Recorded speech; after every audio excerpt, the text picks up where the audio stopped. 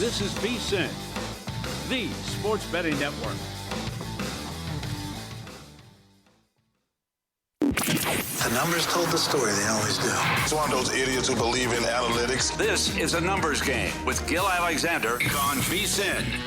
Good Friday morning to you. It is a numbers game at VSiN, the sports betting network, VSiN.com, Game Plus, iHeartRadio, YouTube TV, and of course, SiriusXM channel 158. It's Gil Alexander in San Francisco. Kelly Bidlin back at the VSiN studios at Circa Resort Casino, downtown Las Vegas. This show rudely interrupting Kelly and me having a deep dive conversation on the 90s group Smash Mouth prior to coming on air. That's right, man. How did that come up? I just saw it on the little news tease coming up, and we went down many different conversation paths with that one. All-Star and Walking on the Sun, they're big hits. That's right. But their lead singer, may he rest in peace, I believe. I don't think he's part of the group anymore. And then that song was in Shrek too, which made it like huge, yes, right? Yeah, huge. Okay. Yeah. Well, I'm glad we got that covered. glad we got that figured out. It is a Friday, but there is no Fezzik Fridays today. If you are a keen follower of this show, you know how much Steve Fezzik loves fireworks. I'm not making this up. He loves fireworks so much that he asked at the beginning of the week, he's like, wait a minute, July 4th, is this Saturday, right? I go, yeah. He goes, oh, I don't work July 4th week. So no Fezzik Fridays today. Steve is taking the week off, but we will talk about many other things to replace him. Chris Felica showing up, talk World Cup. He's talking World Cup today. He's talking World Cup tomorrow. He's talking World Cup Sunday. So a whole bunch of World Cup with Chris Felica. We'll talk about yesterday as well. Paul Carr, once he hears that Chris Felica is on, he's like, oh, that's not happening without me. He's on the show as well with his World Cup plays for today as well. Alex Noops Christensen will join us today to talk both NBA and Wimbledon. And then Tyler Shoemaker a little later on talking the W with us, WNBA with Tyler VSiN's own. We'll do all of that. I want to start, first of all, let me get the tennis play out of the way here real early because I don't want this to start here. Yesterday, so there's been a couple days at Wimbledon where we've had a lot of picks.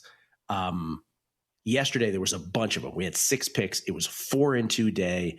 Hit a plus 103 dog, a plus 150 dog, a plus 155 dog, a plus 200 dog.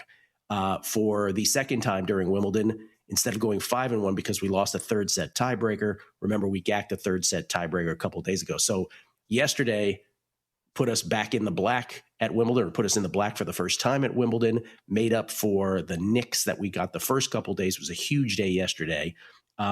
So again, when you hear people say, oh my God, they're terrible. Yeah, we lost like a unit a day. It's not that big of a deal. Yesterday, we made it all back and more. And today, what I'm getting at is that some days the numbers say, oh, look, it's 6 plays. You should make 6 plays or 4 plays or 5 plays. Today, there's only 1. It's a very chalky day, and most of those numbers, in my opinion, are pretty accurate. But the one play that I did land on should begin here this hour at some point. Barbora Krejcikova, who is a Wimbledon champ from a couple years back, she is taking on Nikola Bartunkova. Both are Czech players. I've got Krejcikova minus 3 games, so a play on the spread. Krejcikova minus 3 games. That's the lone Wimbledon play today after a big day yesterday. Everything so far this morning, pretty according to form, not getting any upsets. I guess one upset on the men's side. I shouldn't say that. One upset on the men's side. João Fonseca not only loses, by the way, I think Zach had Safiyin plus 1.5 sets yesterday, if I'm not mistaken, as part of his parlay. Safiyin crushes Fonseca in straight 6-3, 6-3, 6-3. So that's the one sort of anomalous play this morning. Novak Djokovic in action right now. He's up a set and a break against Artur Rinderknecht, and Jannik Sinner on serve in the first set against Jenson Brooksby, Kelly. Jenson Brooksby. That's right. That you lead me nicely into a quick golf update, too. At the John Deere Classic, we have 3 guys tied at 8 under. We did have a solo leader at 9 under. He just gave one back, and I wanted to bring it up Gil, because it is Zach Johnson that I am talking about that had taken the lead at the John Deere Classic, the 50-year-old who's tearing it up on the Champions Tour for the most part this season, rolling into Silvis, Illinois, and playing a hell of a first 2 rounds here. So he has a share of the lead right now with Lucas Glover and Zach Blair, but he is the only one of those 3 that is currently out on the golf course. Is that the first time you've ever said the words Zach Blair on this show ever? Oh, man, probably. I saw Byron Lindeque hit a first-round leader bet on him yesterday, and I'm like, wow. And bomb odds. I'm like, same thing. I basically tweeted at him, like, how did you even get to that conclusion, to that bet, you know? Yeah, he had a top 5 and hit it outright, so good on you, Byron. Good on Byron, yeah. Numbers game guest of the past. Okay, so tomorrow is the Nathan's Hot Dog Eating Contest at Coney Island, a tradition unlike any other. I want to shout out Mitch and Paul, who have been covering this event for as long as VSiN has pretty much been in existence, as long as they've been at VSiN. They've had Joey Chestnut on their show multiple times. This was never anything that I was particularly into, Kelly, admittedly, because I never really thought there was, Chestnut was going to win every year. I never thought there was much of an angle in terms of the over-unders until this year, baby. Yeah. I think we have something. And a big shout out to JJ Bailey, who did a great deep dive on this over at the New York Times. So for those who are like, what are you talking about right now, man? Listen, if you can make money on it, you can make money on it. We're all about it. And Joey Chestnut, for those who have been trapped under a heavy object all these years, he's won 17 of these, 17, dating back to 2007. We're not going to be on air tomorrow, so this is why we wanted to talk about it this morning. His record in 10 minutes time was back in 2021. By the way, he also has 55 world records.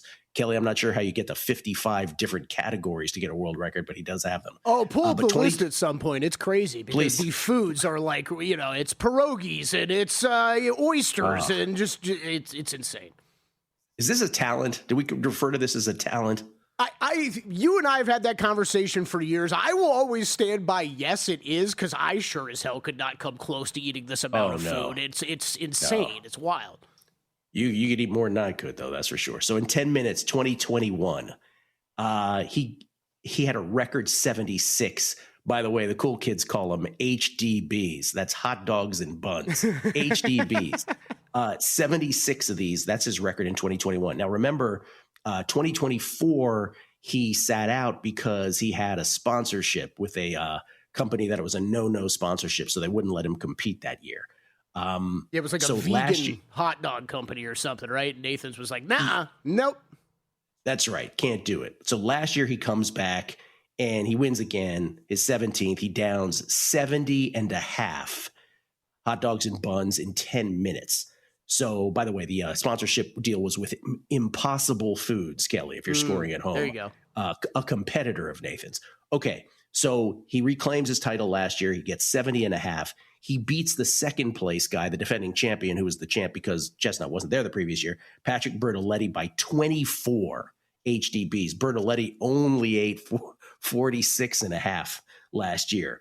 And by the way, that mark not only obliterated, talking about the 70 and a half from Chestnut last year, it obliterated what Bertoletti did the year before, which was 58.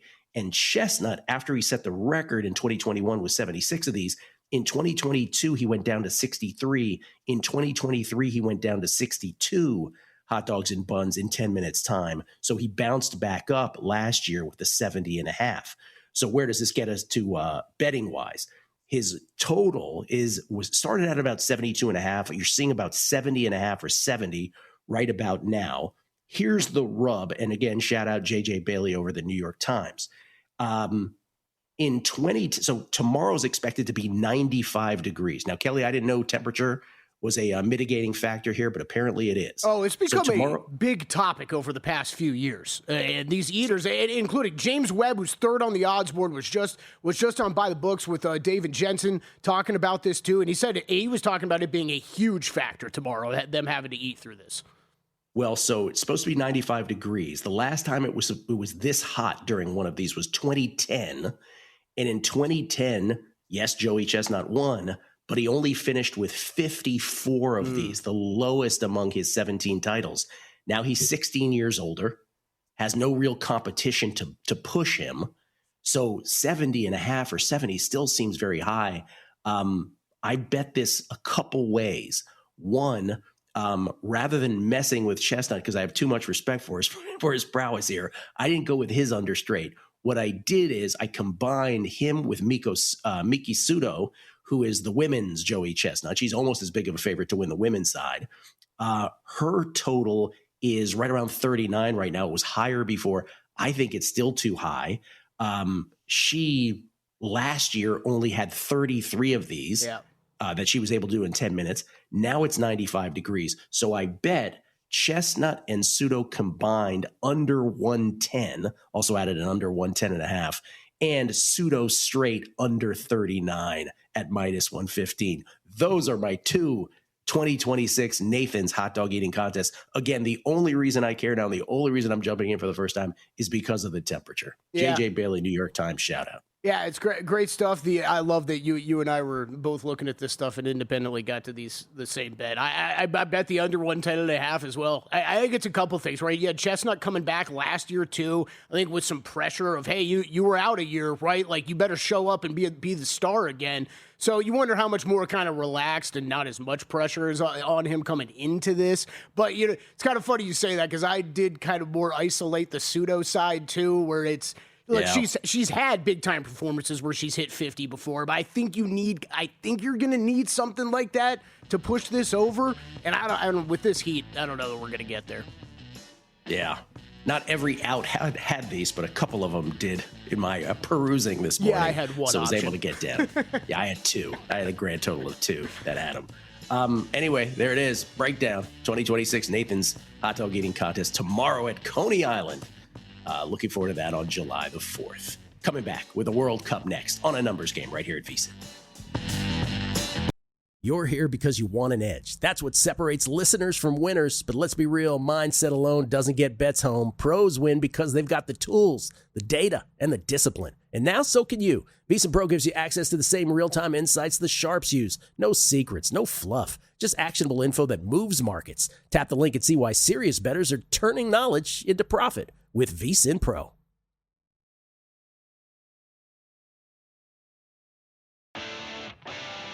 On a numbers game, the right data changes everything, and the data behind Shopify is hard to argue with. Millions of businesses worldwide run on it, including our own VSiN store. When we launched, Shopify's templates and AI tools got us live fast. Professional looking from day one. No tech background needed. Shopify checkout converts more customers and makes it easy for returning fans to come back and buy again in a single click. Shopify's built-in AI assistant Sidekick is there whenever you need help, building, troubleshooting, or just figuring out your next move. Check out what we built at vsin.com/store. Then go build something of your own. All you need is the idea. Shopify handles the rest. Start your free trial at shopify.com/vsin.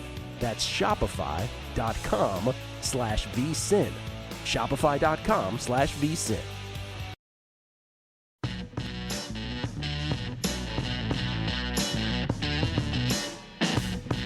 A numbers game on VSiN, the sports betting network.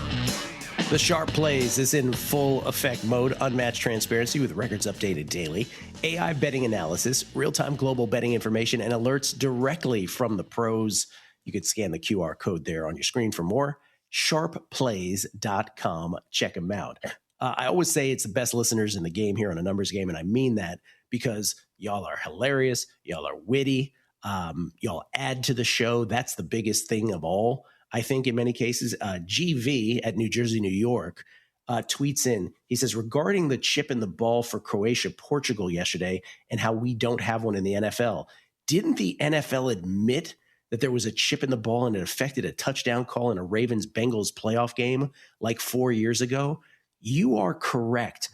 This was the 2023 AFC wildcard game between the Bengals and the Ravens, which the Bengals won And if you remember, they won it 24-17. The biggest turnaround in that game, remember, was a 14-point swing because Ravens were on the Bengals goal line, and Tyler Huntley leapt over the goal line to try to score, and Logan Wilson, the Bengals linebacker, punched the ball out, and Sam Hubbard went 98 yards the other way for a touchdown for the Bengals. 14-point swing in a game the Bengals won by 7. And after the game, because fans were like, are you kidding me? Wasn't he over? The NFL said that Next Gen Stats, or the NFL admitted that Next Gen Stats used the ball's embedded microchip data to confirm just how close Huntley got, revealing that the ball got as close as 0.6 yards. So, I mean, 0.6 yards, that doesn't sound like, that sounds like more than just I think it was 0.6 of centimeter or something like that. So it was super close, but yes, they used a chip to determine that. So thank you, New Jersey, New York. So there is some kind we're bringing Chris Felica back into the show from Fox Sports, at Chris Felico on Twitter, again, courtesy of the Progressive Guest Line. Do you remember that when they cited the chip? Oh yeah, day? Absolutely. I can remember that play clearly because I can remember it being like, oh, of course the Ravens were going to be live here as a dog to go to Cincinnati and win without Lamar. But of course, then that one play just completely flip-flopped everything. Yeah, I absolutely remember that. But I don't remember the league admitting that there was. I remember the play, but I don't remember the whole next gen deal. You know, when you're in the midst of the NFL playoffs, you're like so into every game. There's obviously multiple games, and then you're thinking about the next games the next week. So I can remember, like, on Guessing Lines that next Monday, bringing it up, but like never lingering on it afterwards. But yeah, that was sort of like out of left field. Like, wait, we do have a chip? I thought we didn't have a chip. Now we got a chip. Okay, tomorrow the round of 16 begins. So round of 32 ends today with the final 3 spots determined in the triple header today.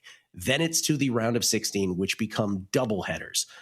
Tomorrow we have a couple games: Canada, Morocco, Paraguay, and France. How are you treating Canada, Morocco?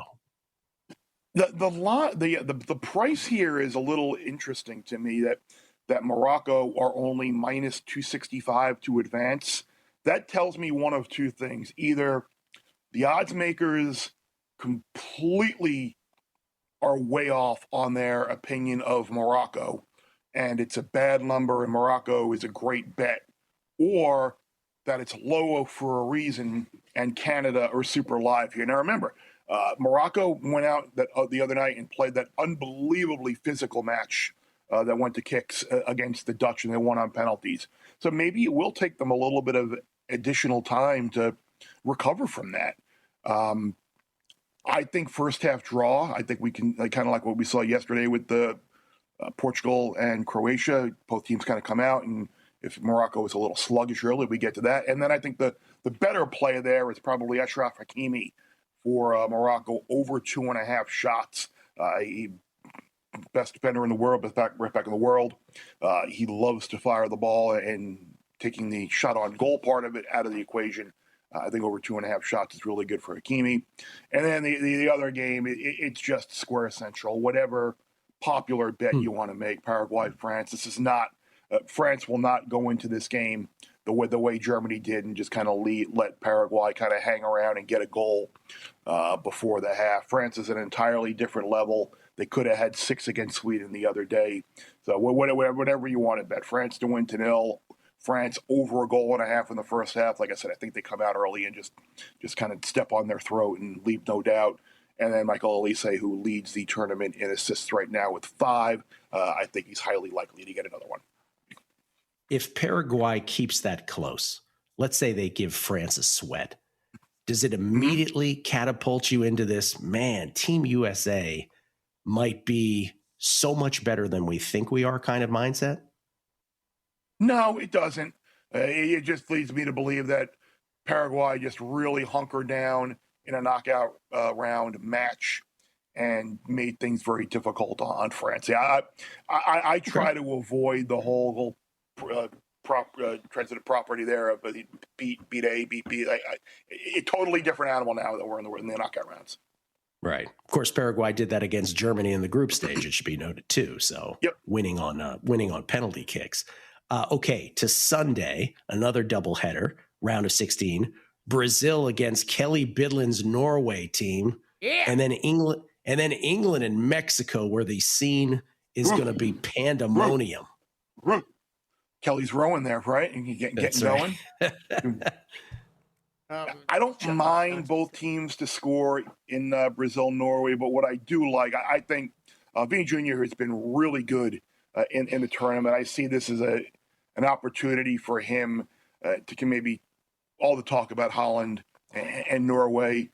I think Vinny Jr. reminds people of the caliber of player that he is. I like him anytime goal scorer, plus 130, and then I like the 2+ goals/assists at 4-1 on that. So I think he gets a goal and maybe either gets another goal or contributes on an assist.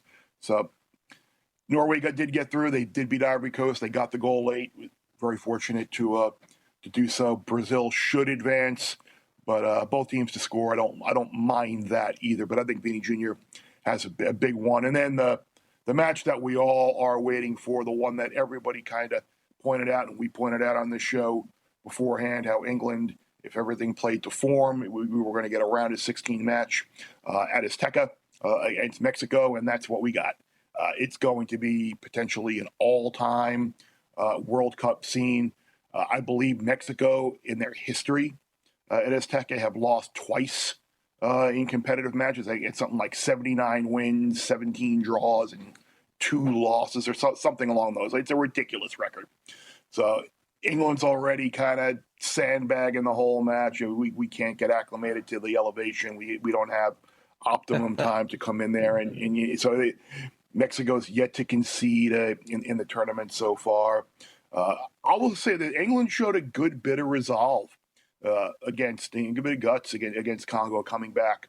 They were down 1-0, and it looked like for a long time that they were not going to score and get the equalizer. They did. I think we all want to see this match go to extra time, and I think there's a really good chance that it will. So draw plus 215 is on the table. Julian Quinones for Mexico, over 2.5 shots is another individual player prop that I like there. And I'm gonna go flip the script here and bet England to win in penalties at plus 750. We all know England's history in major competitions, in matches decided on penalties, and how it is not good. But if this does get to kicks, England have a great keeper in Jordan Pickford. They've got great penalty taker in Harry Kane, and they got some other guys too who can step up to the spot and make kicks. So plus 750 on a possible situation where the match very easily could go to kicks, and then you get 7.5 to 1 on England to win. I'll take a little bit of a flyer on that. But yeah, this has draw written all over it. Wow, I like that. Okay, before you go, we have a minute left here. Golden Boot, keeping in mind that Lionel Messi has a game to play today, so he can add to this. But right now, it's Messi at 6, Kylian Mbappe at 6 goals scored. Then it's Erling Haaland and Harry Kane, the aforementioned, both at 5 goals. And then there's actually 4 tied at 4, but one of them plays for Senegal, so he's done. But it's Ousmane Dembele at 4. It's Mikel Oyarzabal, our pre-flop play, at 4. And Vinicius Jr. of Brazil at 4. Any thoughts on this? Your instinct? It's Messi for me, just because the path that they have and the teams that they're going to play opposite them. You look at Mbappe and Dembele and the French. You've got the match against Paraguay, sure, but then you're probably going to have to play Morocco, and then you're going to have to play either Spain or Portugal in the semi, and those will not be high-scoring games. So, while I'm sure he is favorite or co-favorite, I do think Messi would be the bet for me there. Yeah, Messi plus 120, Mbappe plus 140. Thank you, Kelly.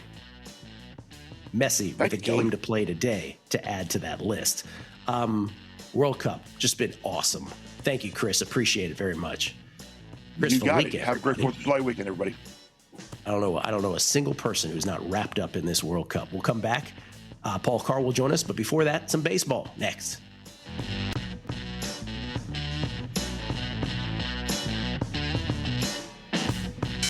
Numbers Game on VSiN, the sports betting network. $30 million in guaranteed prizes. Cash in this football season in Las Vegas with three Circus Sports contests. Entry starting at $1,000, all with no rake whatsoever. That means every dollar stays in the prize pool. Circa Million, 18 weeks, 128 ways to win. Circa Survivor, pick one winner each week. Last one standing wins. And of course, Circa Grandissimo for the high rollers, $100,000 entry. Enter in Nevada, play from anywhere. 30 million guaranteed. Visit circusports.com for details. It's amazing, man. Over three spectacular. Yeah, over 2,200 already signed up for Survivor. Whoa. Yeah. That's ahead of pace, right? I think so. It feels like a lot this early. We get tweets beating the book. Ray in Texas, very pumped about your parlay, by the way, Kelly. LFG, he says. I forgot to tell you this off the air, Gil, but the conversations you and I have of I don't think I got a single tweet asking me to repeat any golf bets this week. I got about 5 tweets asking me to repeat that parlay, though. Isn't it amazing? It's wild. It's amazing. Tycoon Sports on Twitter.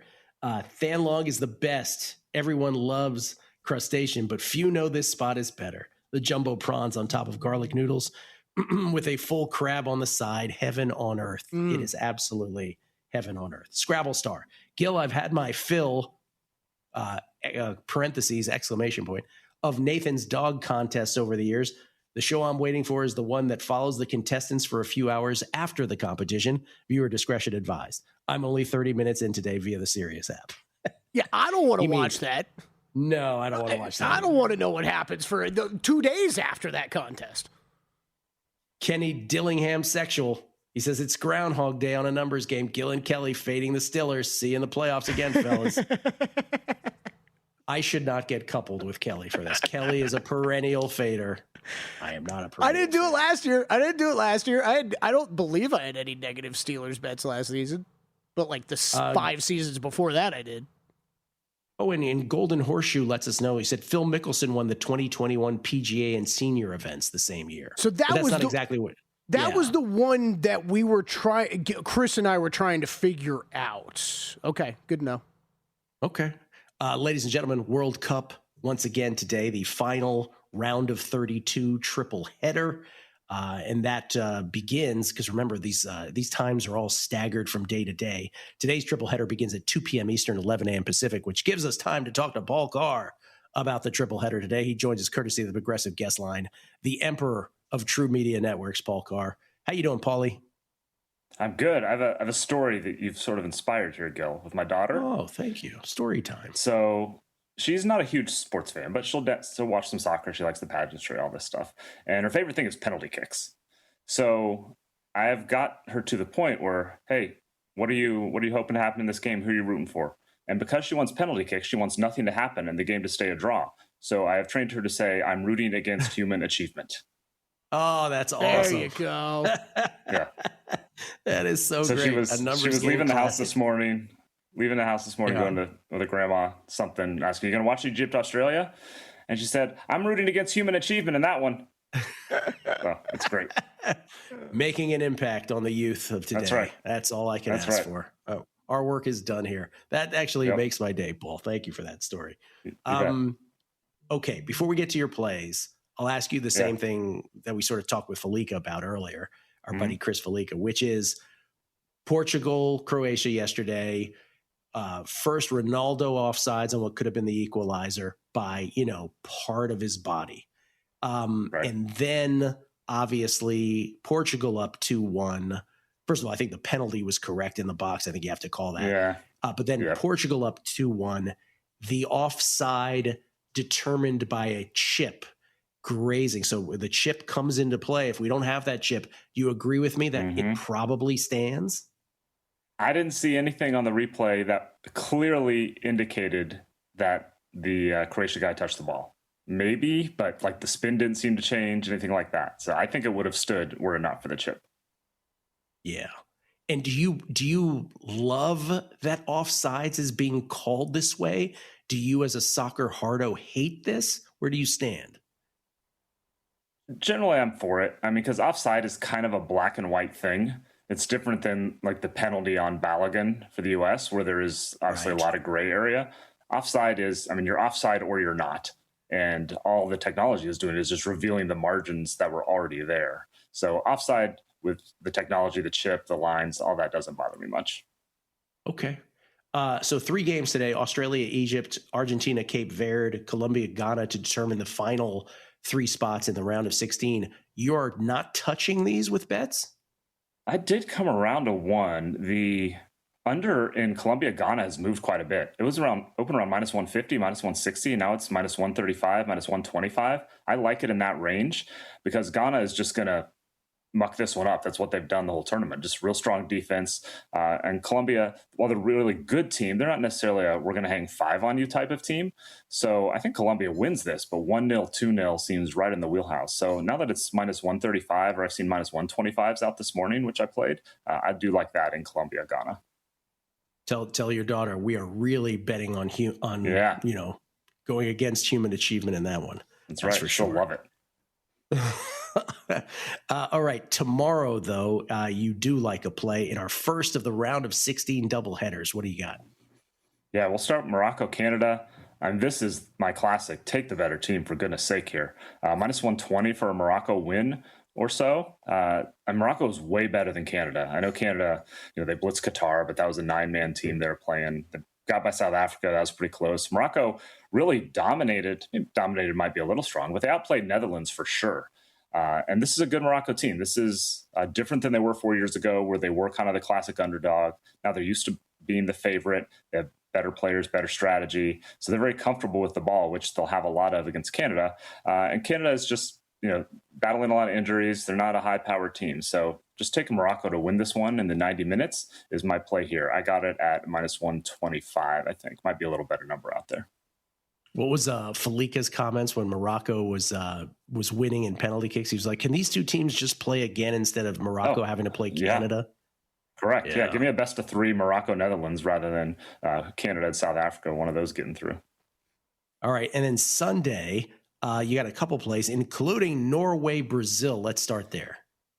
And can I just say first, this slate on Sunday is, this is it. This is the World Cup. You got Norway, Brazil, which is, to boil it down, like Erling Haaland against Brazil. And you've got Mexico, England, which is probably the number 1 game I wanted to see this whole tournament. But I'll start with Norway, Brazil. Yeah, I've been fading Brazil, and it hasn't worked super well, but they did really struggle against Japan. Norway is a little better than Japan. And I still think that Brazil midfield we saw it give them a lot of trouble. That's how Japan got their first goal, going right through that. Norway can do the same thing. Obviously, they have Erling Haaland, who has played these Brazilian center backs who are pretty good, really good. He's played them a lot and scored against them a lot. So that's not going to intimidate him. So I like Norway on the double chance. I got it at minus 110, I believe. So win or draw, get to the 90 minutes. I think Norway does. There's an outside chance Brazil's starting to figure things out and will start rolling, but I haven't totally seen it yet. And until I do, I will probably keep fading them. Let's go. All right, and then Norway, baby. Fire it up. I played both teams Paul. to score, yes, because Erling Haaland's going to score. I like it. Yeah. I like that, yeah. Paul, if Norway plays the United States in the World Cup final, Kelly's allegiance is very much up for grabs. Yeah, you don't know what's happening. It is. I hope we run into that problem. That would be amazing. I hope we do too. By the way, I love the Paul Carr analogy again, extended for the Team USA. We have parred this tournament. It is, what did you say, on the green on a par 5 and 2 currently. Okay. Right. Yeah. So if we do par and go out in the round of 16, it's going to be a little bit disappointing given all the hype and how well they played. So yeah, it'd be a 3-putt from, 20 feet or something like that. So yeah. We got an eagle look, though. That's what it sounds like, an eagle look. I know. They got a shot. Yeah, for sure. Look. All right, Mexico and England. You said it's the one you're most looking forward to. Can you describe why that is? Can you articulate that for us? Sure, yes. I mean, the first thing is just the history, because 1986 World Cup, England played at this same stadium, Estadio Azteca, against Argentina in the quarterfinals. And this is when Diego Maradona scored 2 of the most iconic goals in soccer history. The hand of God, where he punched the ball into the net and it wasn't called, and the goal of the century, where he dribbled around pretty much the whole England team from midfield and scored. So it's 2 of the two most famous goals, whatever, in soccer history were in the same game. So England has all those ghosts that just hang over them, kind of like the smog at Estadio Azteca does. And you've just got England coming into this game from a soccer standpoint. They're going to elevation, they're going to smog, they're going to this cauldron that they have to play in that they don't have to do in Europe. I assume Mexico fans were just surrounding the hotel honking whatever they could honk all night, or will be before the game. They're going to have to deal with that. And this is an England team that has kind of struggled to break down good defenses. Mexico's defense has been pretty solid. I mean, you saw the way the fans got behind them against Ecuador, and that was just tremendous to watch. So this is going to be fabulous theater. I like the draw here. England is a better team. Mexico is at home. England's going to be dealing with the elements. I could definitely see this game just dying in the last 15 or 20 minutes when England is gassed and just trying to hang on and get to extra time. So I like the draw here. I bet you're on board with this at plus 215. I'm on it. Thank you, Paul. Enjoy. Happy 4th. On a numbers game, the right data changes everything, and the data behind Shopify is hard to argue with. Millions of businesses worldwide run on it, including our own VEASAN store. When we launched, Shopify's templates and AI tools got us live fast. Professional looking from day one. No tech background needed. Shopify checkout converts more customers and makes it easy for returning fans to come back and buy again in a single click. Shopify's built-in AI assistant Sidekick is there whenever you need help, building, troubleshooting, or just figuring out your next move. Check out what we built at vsin.com/store. Then go build something of your own. All you need is the idea. Shopify handles the rest. Start your free trial at shopify.com/vsin. That's shopify.com/vsin. Shopify.com/vsin.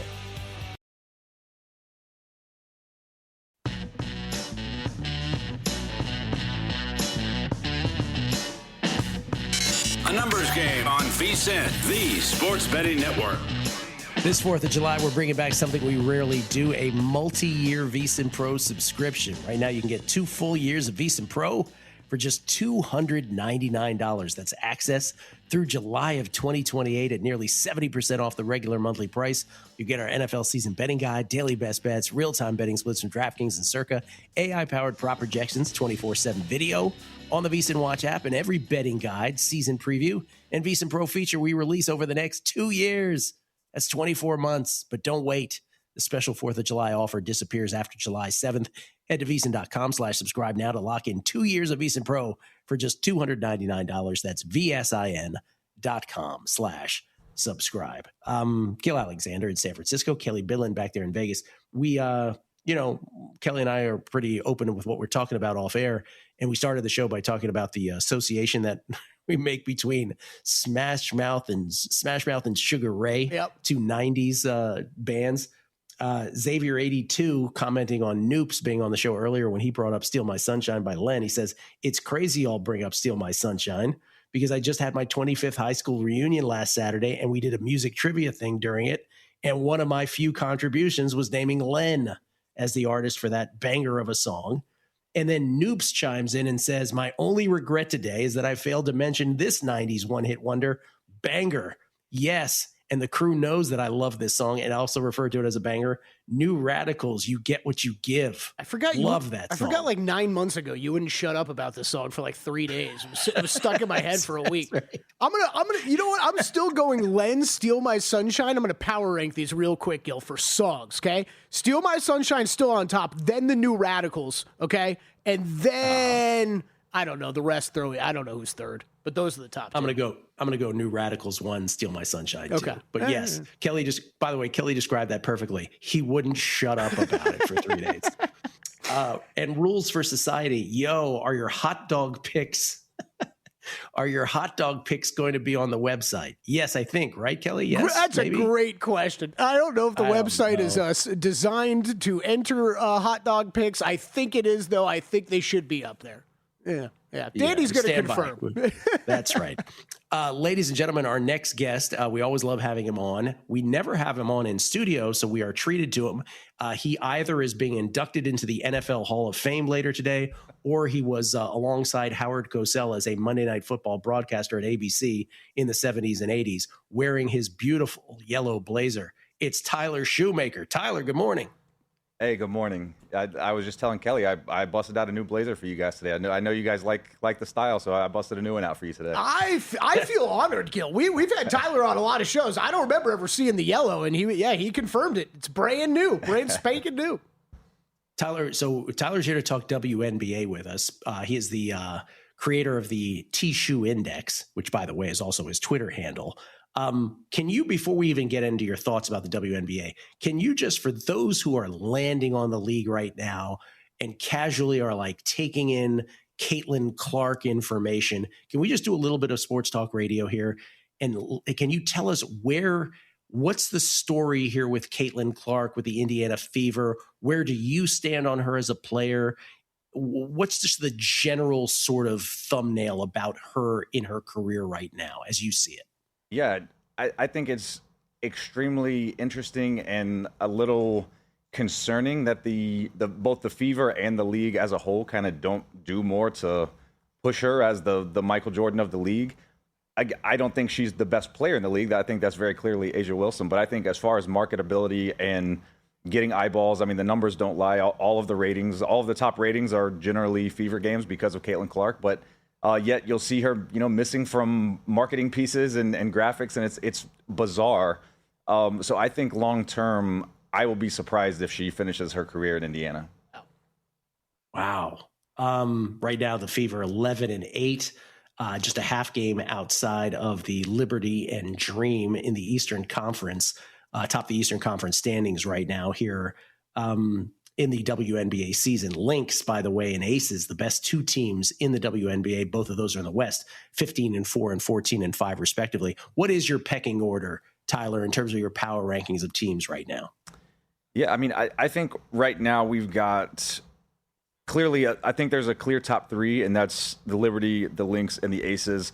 I think the Dream are a half step behind there. I think the Dream are a really good team, but I think if I had to take one of the Aces, Liberty, or Lynx versus the field, I'm definitely taking those three to win the championship.